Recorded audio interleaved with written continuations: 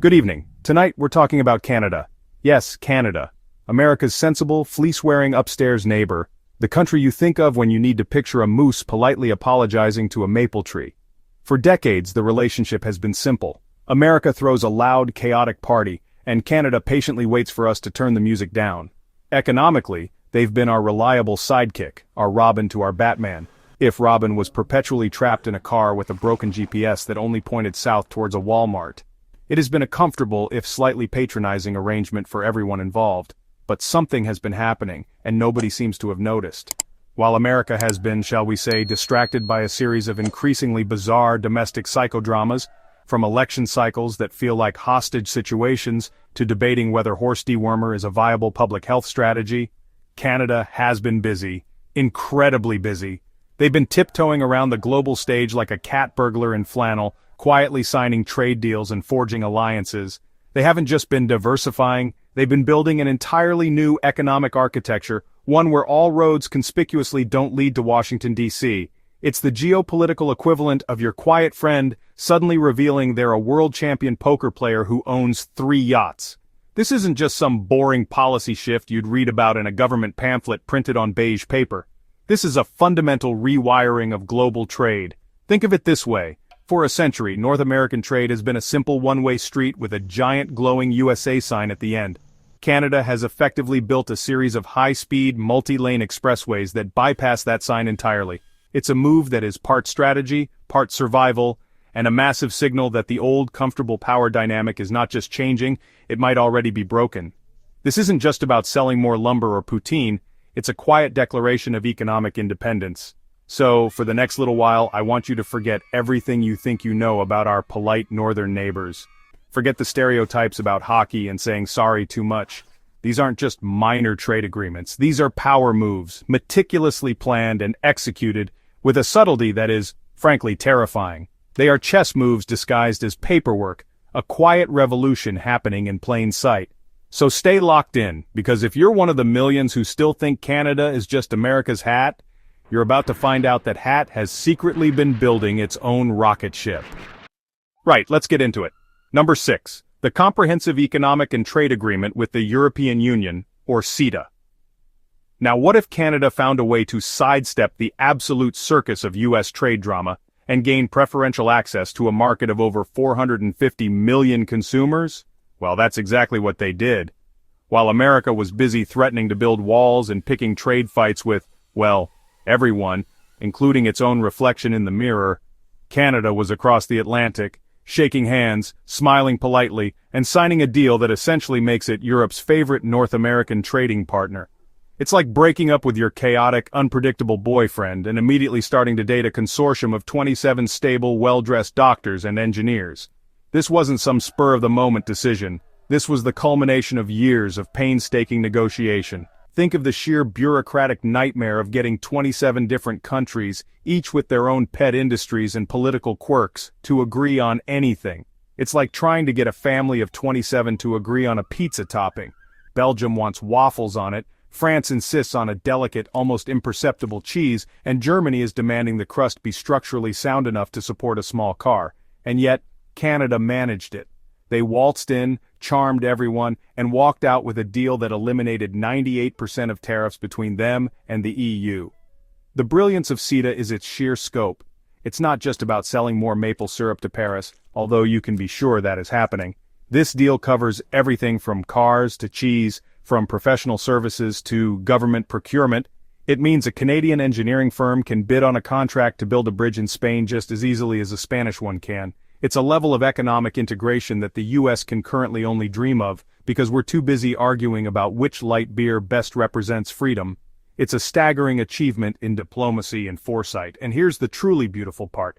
It makes Canada the only G7 country to have free trade agreements with all other G7 countries.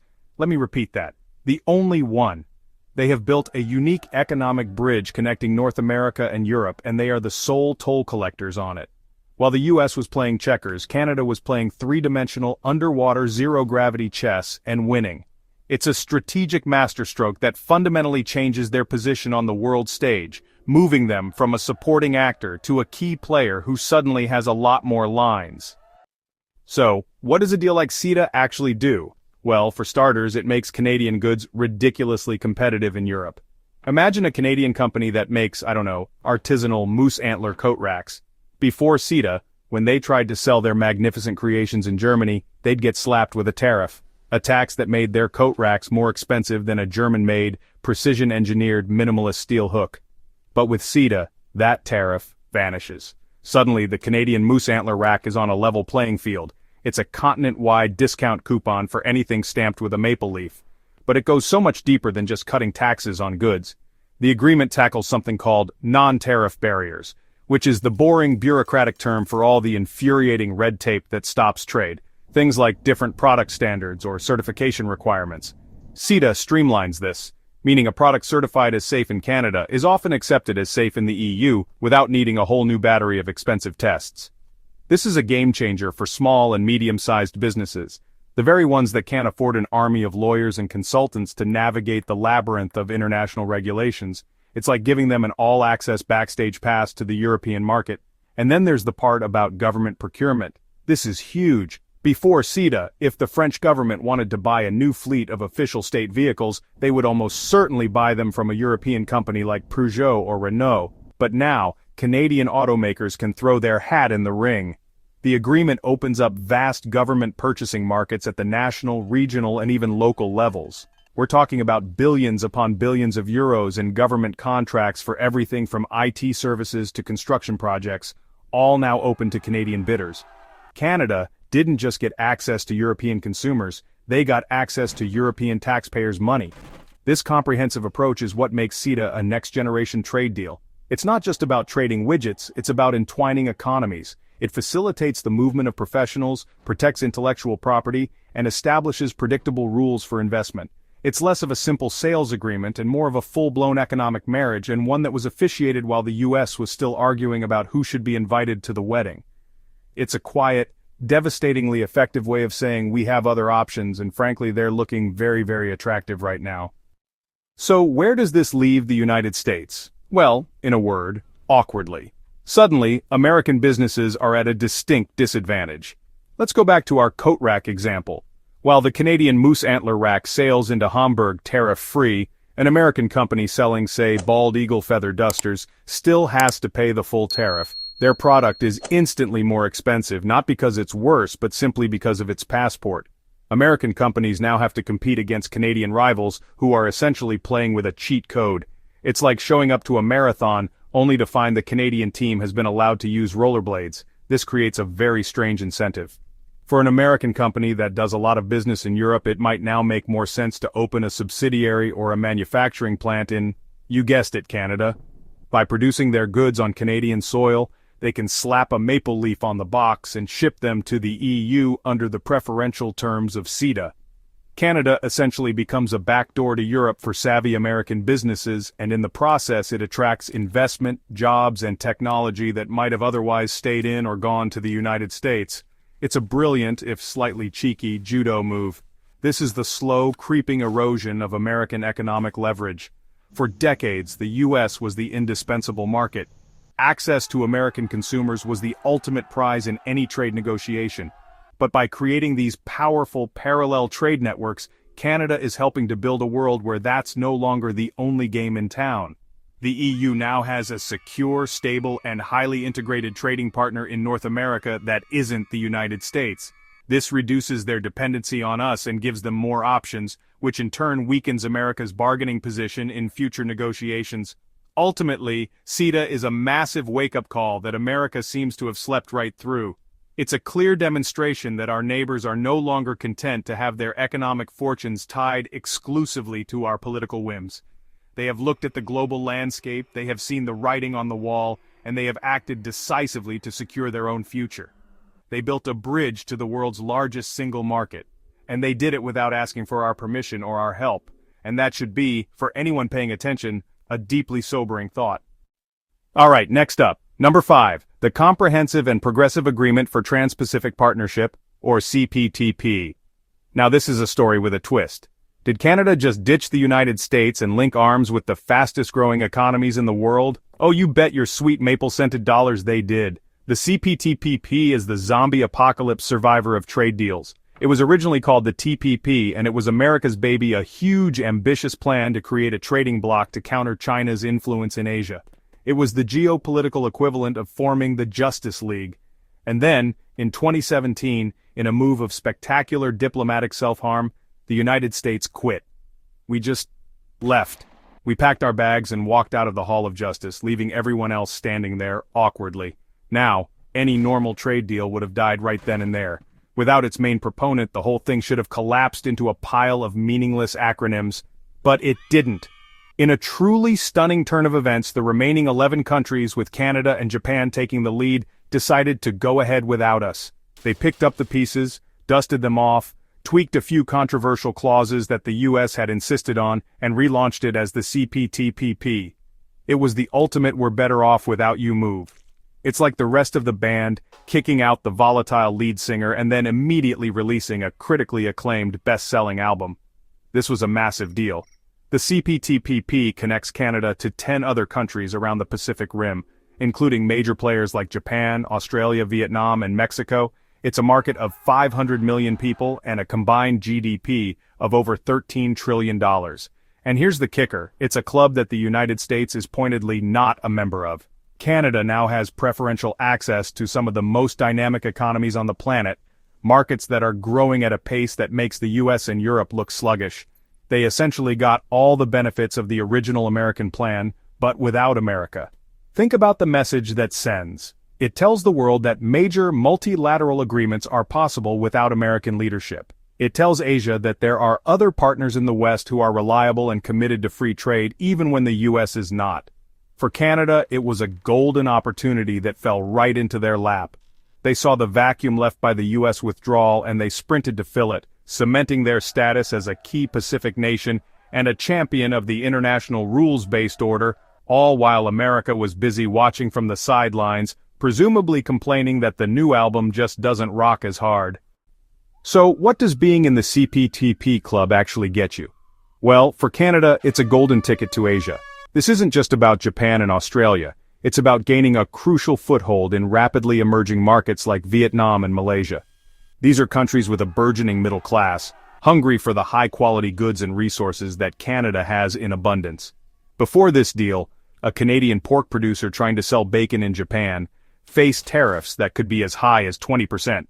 Under CPTPP, those tariffs are being systematically eliminated. Suddenly, Canadian bacon is a lot more appealing on a Tokyo breakfast plate.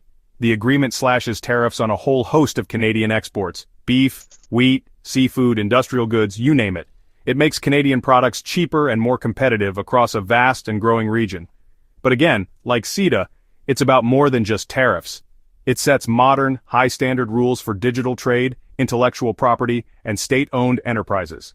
These are crucial for a 21st-century economy. The digital trade chapter, for instance, prevents countries from demanding access to source code or forcing companies to store data locally, which is a massive win for tech companies and protects the free flow of information. This deal is particularly important for diversifying Canada's agricultural exports. For too long, Canadian farmers have been overwhelmingly reliant on the US market, leaving them vulnerable to American political shifts and protectionist measures. The CPTP opens up huge new markets for them. Think about it. Japan is one of the world's largest importers of food. Gaining preferential access there is an enormous prize. It provides a stability and a long-term growth prospect that the volatile relationship with the US simply cannot guarantee. It's a strategic diversification that acts as a powerful insurance policy. Furthermore, being a founding member of this resurrected pact gives Canada immense credibility. It positions them as a reliable partner, a country that sticks to its commitments. When other countries like the United Kingdom looked to join a major trade bloc after Brexit, where did they turn? The CPTPP. And who was one of the key members they had to negotiate with? Canada. It has given them a seat at a very important table, helping to shape the future of trade rules in the world's most economically dynamic region, all because they had the nerve and the foresight to stick with it when America walked away. And once again, where is the United States in all this? We are, on the outside, looking in through the window at a party we planned, but refused to attend. American farmers, ranchers, and manufacturers are now at a significant competitive disadvantage in 11 major markets. An Australian cattle rancher can sell steak to Japan with lower tariffs than an American rancher from Montana. A Vietnamese factory can import Canadian machinery more cheaply than American machinery. Every single day, American businesses are losing sales to competitors from Canada and other CPTPP countries. The irony here is so thick you could spread it on toast. The original TPP was designed by the US for the US, as a strategic tool to write the rules of trade in Asia before China did. By pulling out, we didn't stop the deal, we just handed the pen to everyone else. Canada, Japan, and Australia are now the ones setting the standards for labor, the environment, and intellectual property in the Pacific. We abandoned the driver's seat of the car, and now we're surprised that it's going somewhere we didn't plan. It's an abdication of leadership on a historic scale. This has real-world consequences. The American Farm Bureau estimated that by 2030, the U.S. would miss out on over 400,000 jobs and billions in GDP by not being part of this agreement. It's a self-inflicted economic wound, driven by a bafflingly short-sighted political decision. Meanwhile, Canada is reaping the rewards. They are building deep, resilient supply chains with countries that aren't the United States or China, giving them a level of economic security and independence that is frankly enviable. They have successfully executed a pivot to Asia that Washington has only been talking about for years. So the CPTPP stands as a monumental example of Canada's new strategy. It shows a willingness to lead, to be pragmatic, and to seize opportunities created by American inconsistency. It's a trade deal born from the ashes of American retreat, and it has fundamentally redrawn the economic map of the Pacific. It proves that the world will not wait for America to get its house in order. Other countries, especially our clever neighbor to the north, are more than happy to move on and build the future without us. And honestly, given our recent track record, who can blame them? Number 4. The Canada-United Kingdom Trade Continuity Agreement. Right. What happens when two former colonies cut out the empire in the middle? Well, it turns out they get together for a very polite, very awkward cup of tea and decide to keep things going, just without the complicated family dynamics. It's like when your parents divorce and you have to decide if you're still going to go to your dad's for Christmas, even though his new girlfriend Brenda keeps calling you champ and makes a truly unforgivable trifle. This agreement is basically Canada looking at the UK post-Brexit and saying, look, we know things are weird right now. You've made some choices. But we've got a good thing going with the cheddar and the beef, so let's just pretend the EU never happened, shall we? And really, who can blame them? Brexit was the political equivalent of a toddler throwing their dinner on the floor because they decided they no longer like spaghetti, despite it being their favorite food for the last 40 years. The UK yeeted itself out of the world's largest trading bloc with all the grace of a badger falling out of a tree, leaving everyone, including its closest trading partners, scrambling. Canada, ever the pragmatist, saw the writing on the wall. They realized that their access to the UK market, which was conveniently baked into the CETA deal with the EU, was about to expire like a carton of milk left on the counter during a heat wave. They needed a plan, and fast, before all their maple syrup exports to Britain turned into a sticky, complicated mess. So, they whipped up the Canada-United Kingdom Trade Continuity Agreement, which is the most boring bureaucratic name for what is essentially a let's not make this weird pact. It's a rollover agreement, a copy-paste job. They took the trade bits from the big EU deal, scribbled out European Union with a Sharpie, and wrote United Kingdom in the margin. It's the legislative equivalent of using whiteout on a legal document, which feels both deeply unprofessional and yet, somehow, quintessentially British. It ensures that the 98% of goods that were tariff-free before Brexit remain tariff-free, which is fantastic news for anyone in the UK who enjoys Canadian whiskey, or for Canadians who have a strange and inexplicable craving for Marmite.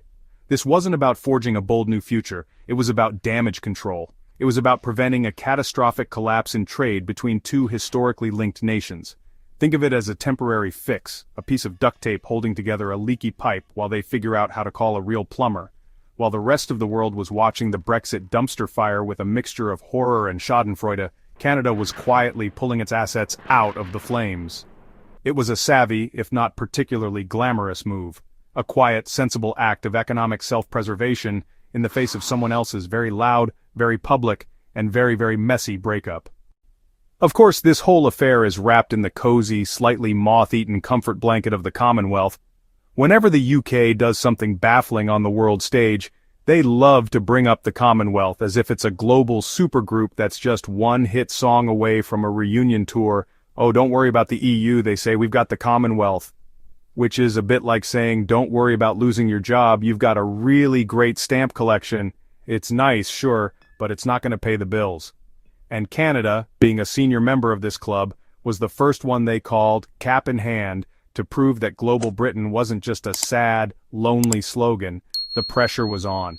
For the UK, this deal was a crucial piece of post-Brexit propaganda. It was proof that they could, in fact, walk and chew gum at the same time, or in this case, leave a massive trade bloc and not have all their other trade relationships immediately implode. They needed a win, a friendly face, a country that wouldn't laugh them out of the room. And who better than good old reliable Canada, the country that's so polite, its national bird probably apologizes for singing too early in the morning. For Canada, it was an opportunity to lock in preferential terms with the world's sixth largest economy before anyone else could. It was a classic case of mutual need dressed up as old-fashioned friendship. But let's be clear, this isn't just about nostalgia and pictures of the Queen, this is about cold, hard cash. The UK is Canada's third largest trading partner for goods. We're talking billions of dollars in cars, gold, and yes, that sweet, sweet maple syrup. Letting that trade fall off a cliff would have been economic malpractice. So while the politicians were making speeches about shared history and enduring bonds, the negotiators were frantically working to make sure that the guy who sells Canadian salmon to fancy London restaurants wouldn't suddenly have to deal with a 20% tariff and go out of business. This is the unsexy reality of international trade. It's less about grand visions and more about preventing your seafood exporter from having a complete meltdown. And so this continuity agreement serves as a bridge, a placeholder. It's the we're on a break phase of the relationship.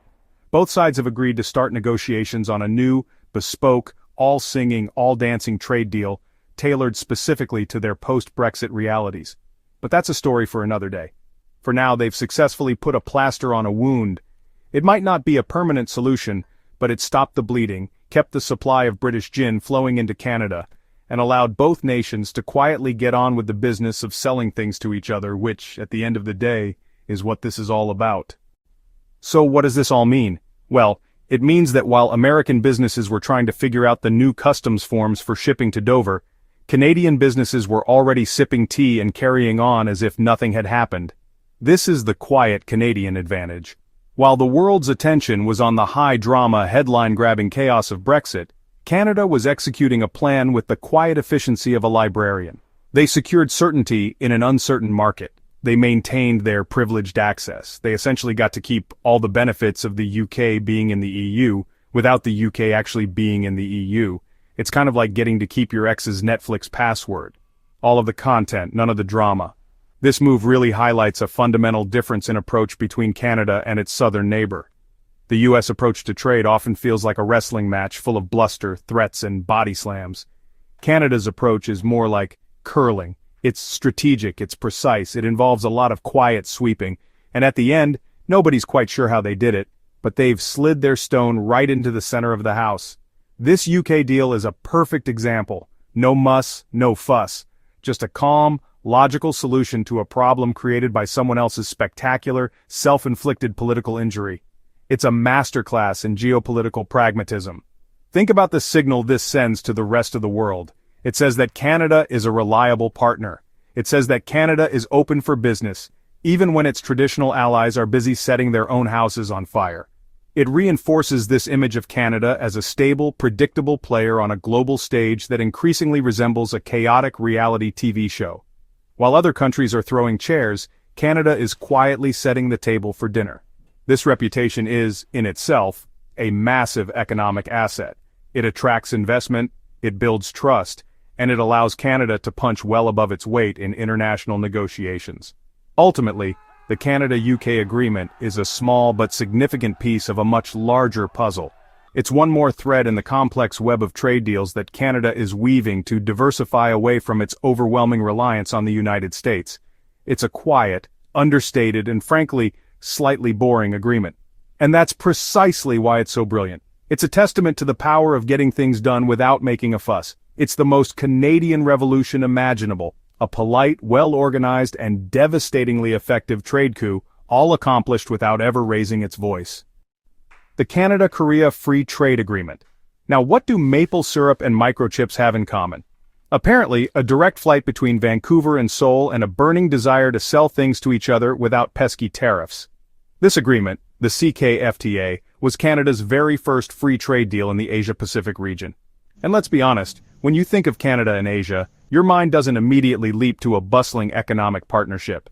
You probably picture a Canadian tourist in Seoul, politely asking where the nearest Tim Hortons is, only to be met with a look of profound and utter confusion. But this deal is a very, very big deal. South Korea is not just the land of K-pop and incredible barbecue, although those are, to be clear, magnificent contributions to global culture. It is an absolute economic powerhouse. It's the world's 11th largest economy, a global leader in technology, manufacturing, and innovation. It's the country that makes the phone in your pocket, the TV on your wall, and the car in your driveway.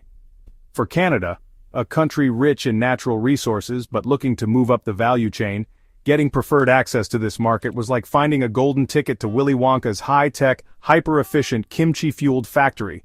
It was a strategic masterstroke.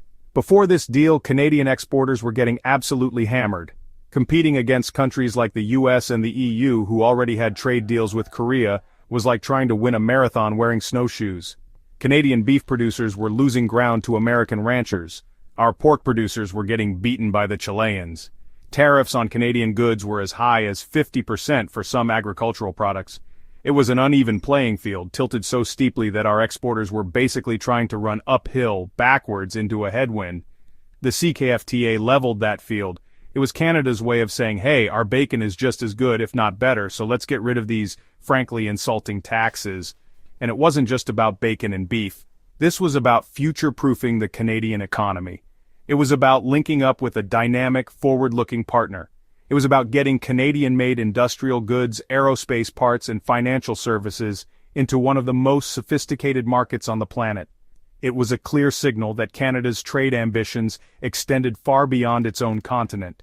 It was a bold declaration that Canada was ready to play in the big leagues of Asian commerce, even if it meant learning the proper etiquette for a business dinner that involves a lot of soju. It was a huge strategic pivot to the east. The most brilliant part of this whole thing? The timing. Canada got this deal done in 2014. That's before the chaos of the TPP negotiations, before the trade wars, before America First became a global headache.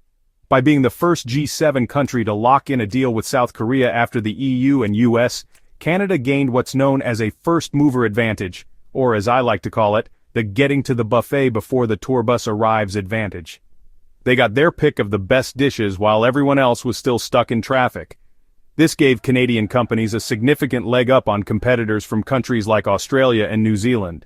This wasn't just a lucky break, it was the result of years of painstaking and, let's be honest, probably mind-numbingly dull negotiations. Trade talks are not glamorous.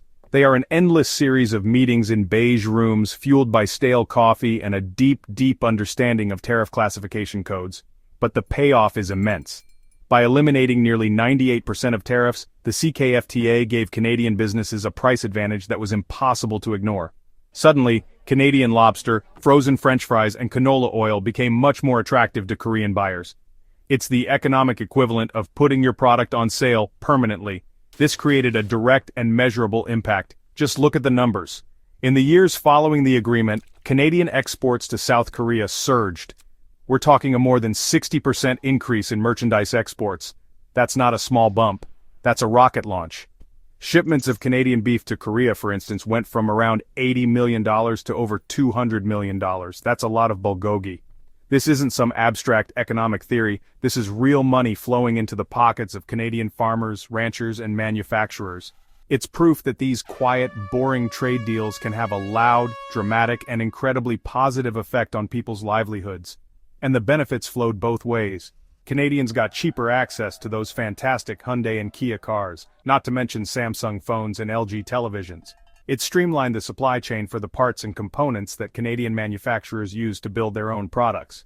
A good trade deal isn't a zero-sum game, it's about creating a bigger pie for everyone. The CKFTA demonstrated that Canada could forge a modern, comprehensive agreement with a major Asian economy, setting a template for the even bigger deals that would follow. It was a critical stepping stone, a proof of concept for Canada's new global trade strategy. The Canada-Korea deal was more than just a standalone victory, it was a blueprint. It was the dress rehearsal for the main event, the Comprehensive and Progressive Agreement for Trans-Pacific Partnership, or CPTPP. Having successfully navigated the complexities of a deal with Korea, Canadian negotiators had a proven playbook. They understood the nuances of negotiating with a major Asian economy, the key sensitivities, the potential sticking points. It was kind of like playing the tutorial level before tackling the final boss. This experience was honestly invaluable when it came to the much larger, more complex 11-country CPTPP negotiations. This agreement also went beyond simple tariffs on goods. This was a 21st century trade deal. It included chapters on intellectual property, environmental protection, and labor rights.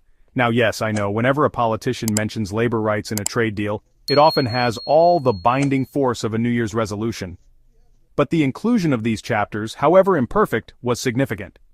It showed a commitment to a more progressive trade agenda, one that at least pays lip service to the idea that trade shouldn't just be a race to the bottom. It was an attempt to build a framework for trade that reflects Canadian values, or at least the values Canada likes to project on the world stage. Think of the strategic importance. At a time when the global trading system was starting to show signs of strain, with the WTO sputtering and protectionism on the rise, Canada was busy building bridges. It was diversifying its markets, sure, but it was also reinforcing the rules-based international order.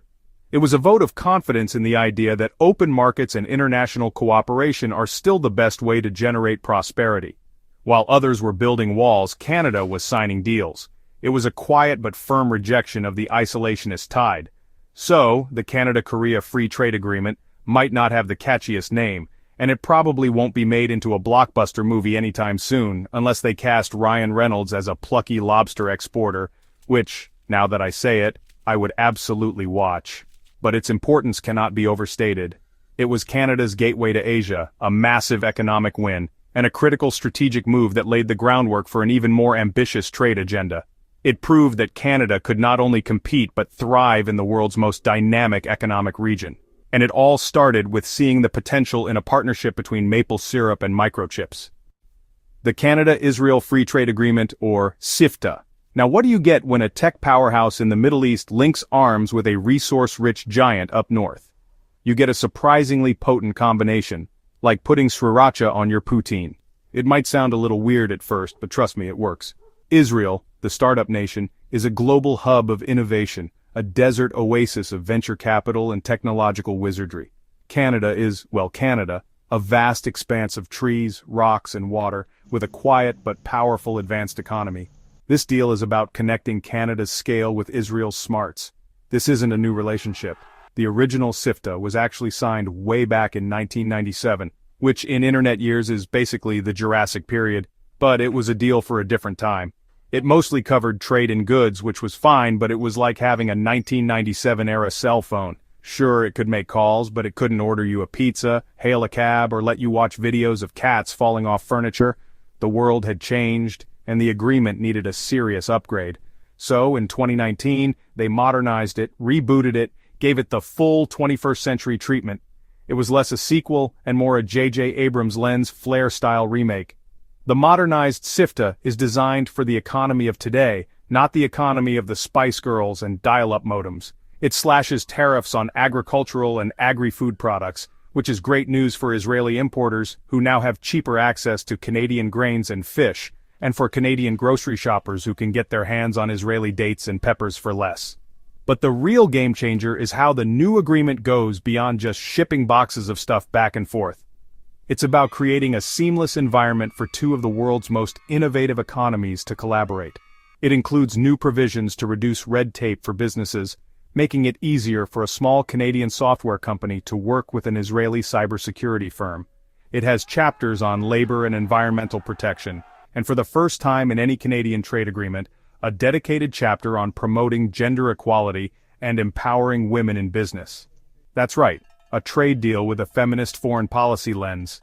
It's an attempt to ensure the benefits of trade are shared more broadly, which is either a genuinely progressive step forward or the most Canadian thing to ever happen, and frankly, I'm not sure there's a difference. So why Israel? It might seem like an unusual partner for Canada. It's a small country, thousands of miles away, in a notoriously complex region. But look closer. Israel has one of the highest concentrations of startups per capita in the world. Its spending on research and development as a percentage of GDP is consistently among the highest on the planet. This is a country that has built a world-class innovation ecosystem out of sheer necessity and intellectual horsepower. For Canada, which has long struggled with commercializing its own research, partnering with Israel is like getting a masterclass in turning brilliant ideas into profitable businesses. This updated agreement is fundamentally about fostering innovation. It aims to create a frictionless corridor for investment, ideas, and talent to flow between the two countries.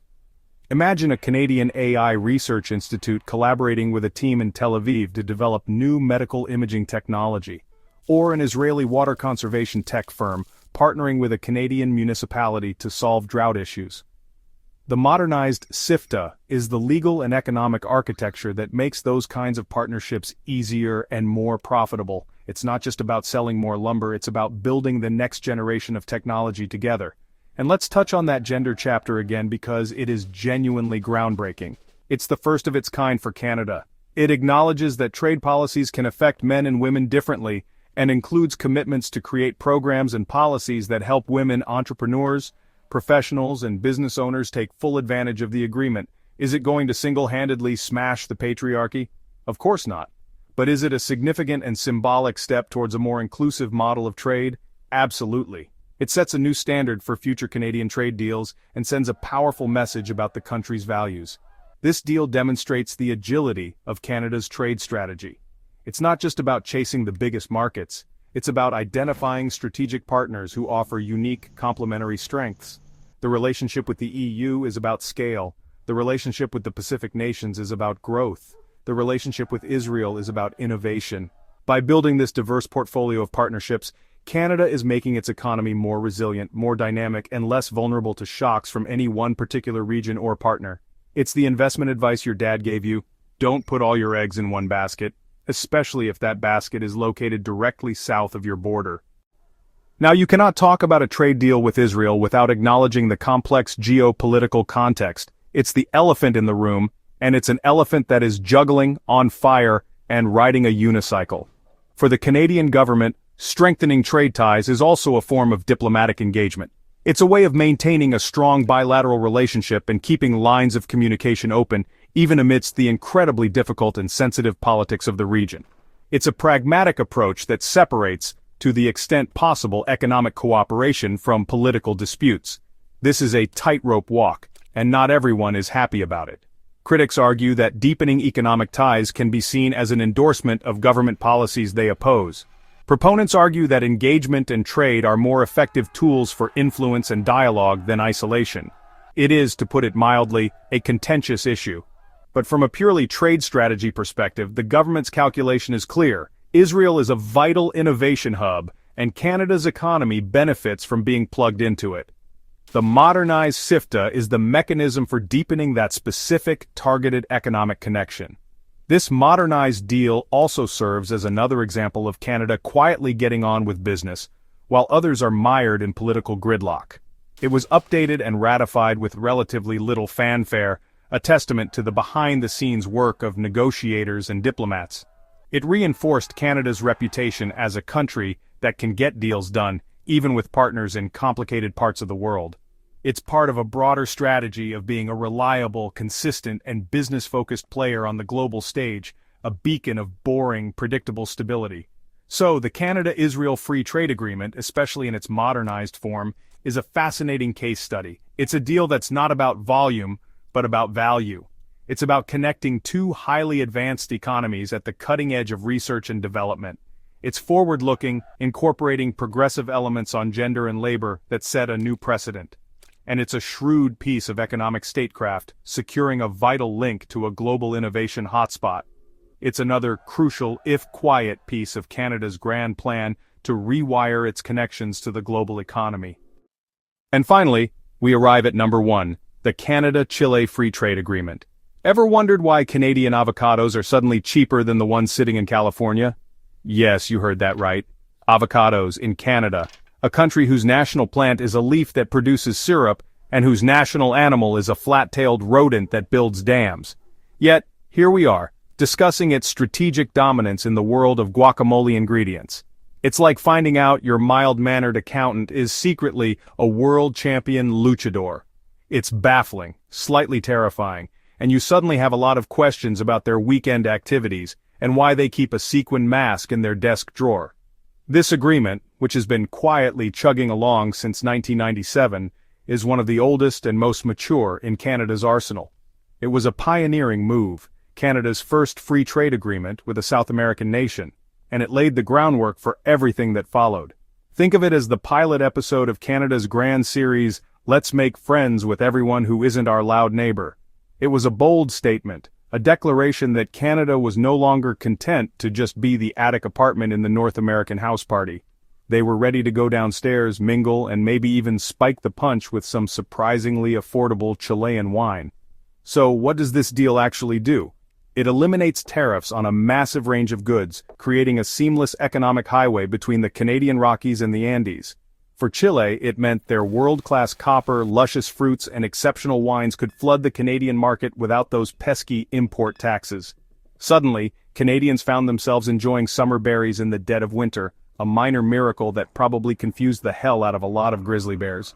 For Canada, it was a gateway, a foothold in a dynamic and growing Latin American market, a place to sell their machinery, their wheat, and their expertise in not freezing to death. And it's not just about goods.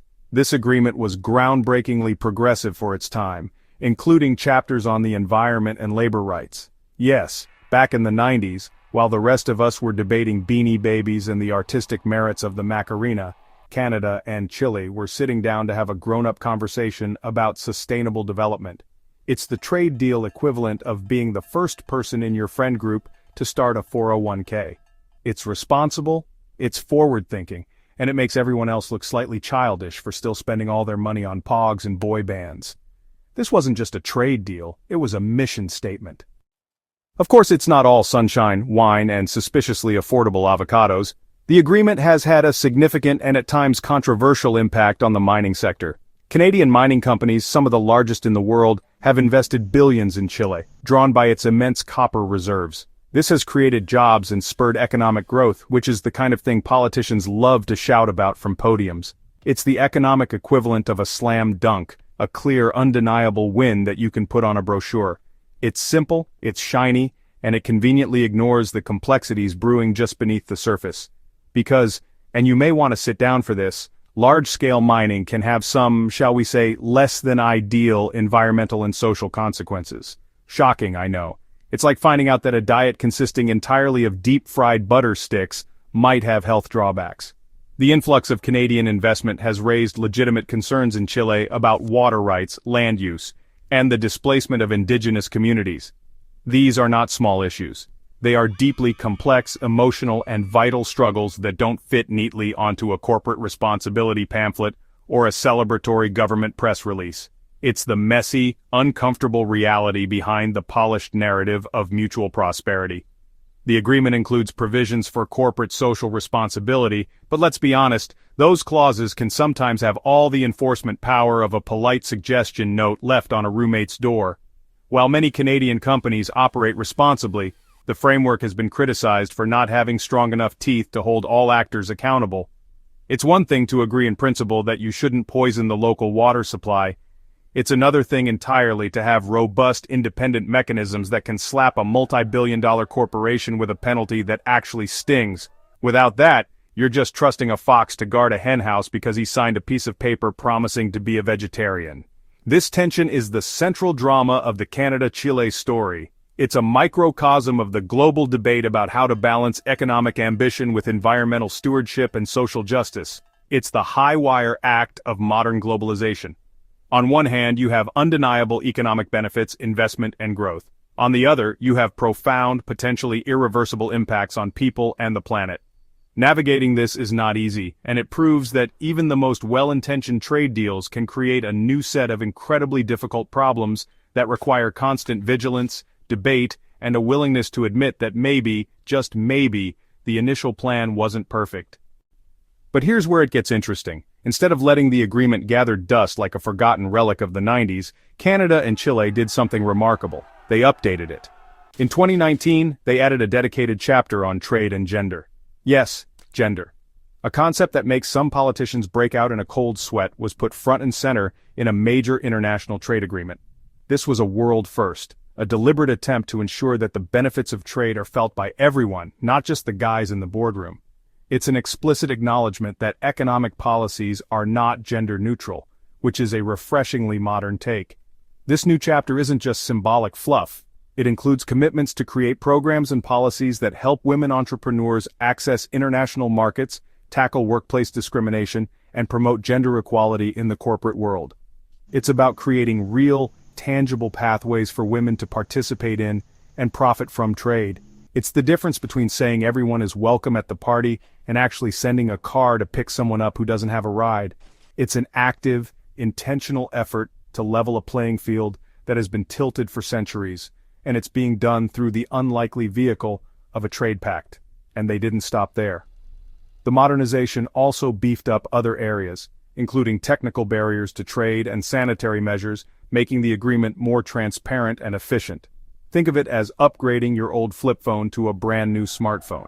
The basic function, making calls, is still there, but now you have a million new features that make life easier, more connected, and frankly, more fit for the 21st century. It shows a commitment to not just signing a deal and walking away, but to actively managing and improving it over time like a dedicated gardener tending to their prize-winning roses.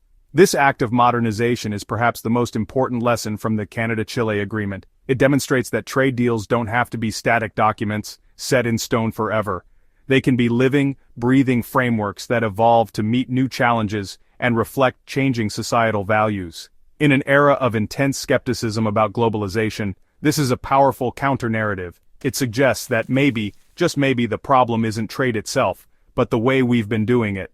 And that, with a bit of courage, foresight, and a willingness to talk about uncomfortable things like gender, we can make it work better for everyone. A truly Canadian conclusion. So there you have it. A whirlwind tour through Canada's surprisingly cunning, globe-trotting, and quietly revolutionary trade strategy.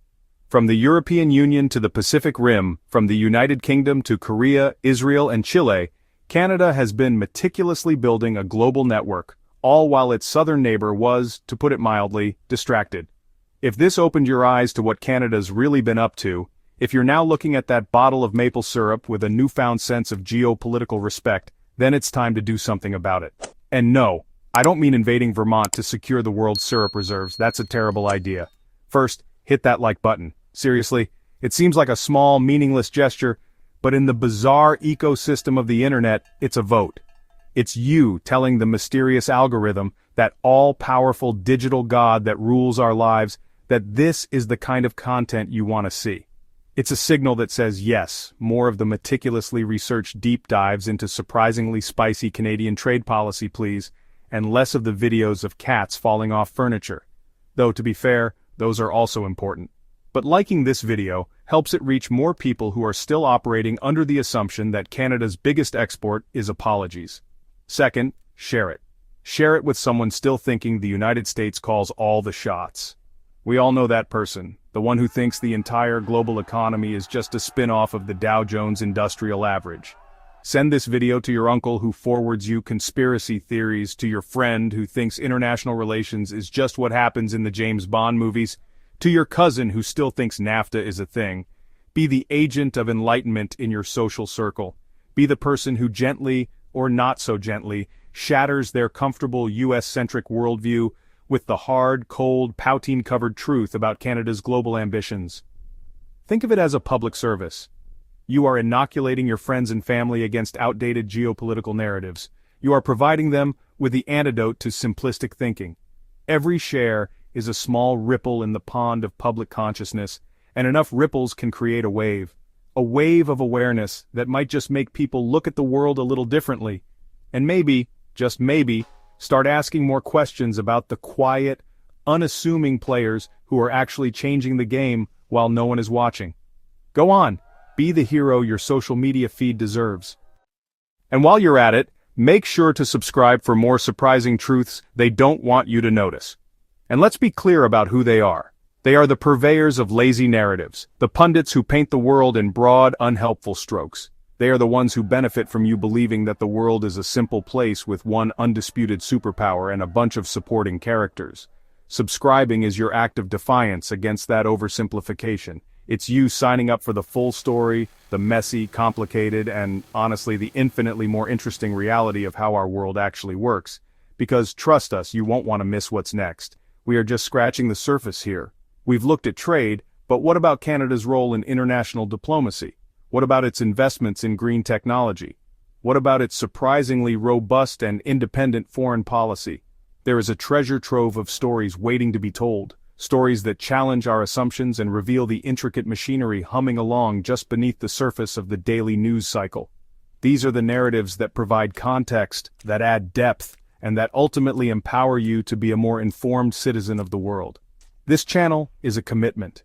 It's a commitment to digging deeper, to pushing past the headlines, and to finding the stories that matter but are often overlooked. By subscribing, you become part of a community of curious minds, a collective of people who aren't satisfied with the easy answers. You are joining a movement that values nuance over noise, and substance over spectacle. It's a small club perhaps, but it's a good one. And we promise to keep bringing you the kind of content that respects your intelligence and fuels your curiosity without ever trying to sell you a gold-plated commemorative coin, so do it. Click that button. It's your ticket to the next chapter of this ongoing investigation. It ensures you'll be the first to know when we unravel the next quiet revolution, the next hidden strategy, the next surprising truth that changes the way you see the world. Don't be left in the dark wondering why things are the way they are. Be in the room where it happens, or at least be subscribed to the channel that's explaining what the hell is happening in that room. It's the smart play. Ultimately, this call to action is about more than just this one video or this one channel. It's about cultivating a habit of curiosity. It's about actively choosing to engage with the world in a more critical and informed way. The story of Canada's trade revolution is a perfect example of why this is so important. On the surface, it's a dry topic. Tariffs, trade blocks, regulations. It's the kind of thing that makes most people's eyes glaze over.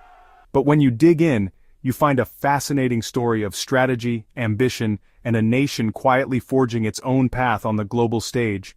The world is full of stories like this, stories hidden in plain sight, obscured by jargon or dismissed as boring. But these are often the stories that have the biggest impact on our lives, shaping the prices we pay, the jobs we have, and the future we build. By choosing to pay attention, by liking, sharing, and subscribing to content that explores these stories, you are casting a vote for a more informed public discourse. You are saying that you want more than just the political horse race and the celebrity gossip. You want to understand the systems that shape our world. So, as you leave this video, carry that spirit of inquiry with you. Question the easy narratives. Look for the players who aren't in the spotlight. Ask why things are the way they are and who benefits from them staying that way. Whether it's trade policy, technological development, or environmental regulations, the most important stories are often the ones that require a little more effort to uncover. But the reward, a clearer, more accurate understanding of the world, is more than worth it. It's the difference between being a passive spectator and an active, engaged participant in the story of our time. And that, right there, is the real call to action. It's not just about clicks and subscriptions, it's about a mindset. It's about recognizing that the world is infinitely more complex and interesting than we are often led to believe, and it's about embracing that complexity. So, thank you for watching, thank you for engaging, and we'll see you next time when we pull back the curtain on another corner of our strange, bewildering, and absolutely fascinating world. Don't you dare miss it. So, as we fade to black on this deep dive into the surprisingly strategic world of Canadian trade, let's just take a moment to reflect.